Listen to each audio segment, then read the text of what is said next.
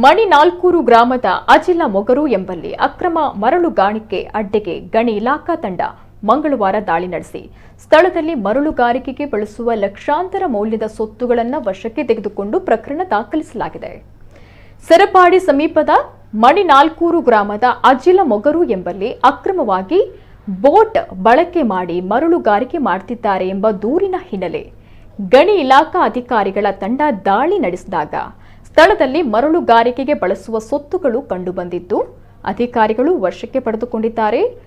3 boat ಹಾಗೂ ಮರಳನ್ನ ವಶಕ್ಕೆ ಪಡೆಯಲಾಗಿದೆ ಅಂತ ಅಧಿಕಾರಿಗಳು ತಿಳಿಸಿದ್ದಾರೆ.